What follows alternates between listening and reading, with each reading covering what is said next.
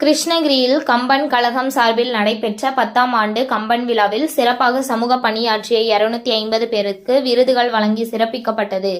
கிருஷ்ணகிரியில் கம்பன் கழகம் சார்பில் 10ஆம் ஆண்டு கம்பன் விழா நடைபெற்றது.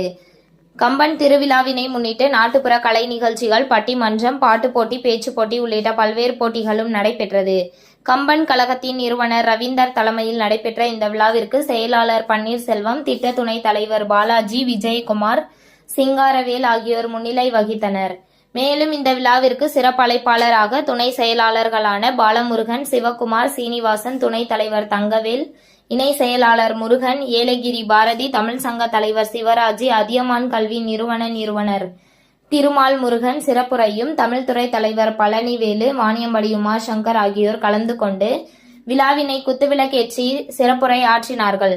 மேலும் இந்த விழாவின் போது கருமலை வள்ளலார், கல்வியாளர், மருத்துவ செம்மல், சொல்லின் செல்வர், சேவை செம்மல், சேவை மங்கை விருது என அந்தந்த துறையில் சிறப்பாக பணியாற்றிய 250 பேருக்கு விருது வழங்கி சிறப்பிக்கப்பட்டது.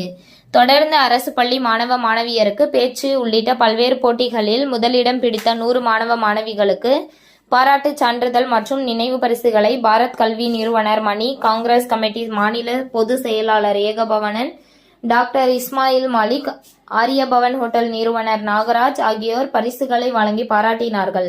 மேலும் இந்த விழாவின் செயலாளர் அருள், பொருளாளர் ஸ்ரீரங்கன், ஒருங்கிணைப்பாளர் மாரியப்பன் உள்ளிட்ட 500க்கும் மேற்பட்டவர்கள் கலந்து கொண்டு சிறப்பித்தனர். அனைவருமே பற்றி சொல்ல வேண்டும் என்றால் நாட்கள் இரவு பகல் தொடர்ந்து இந்த இந்து மதத்தை பற்றியும் நம்மை வித்தியாச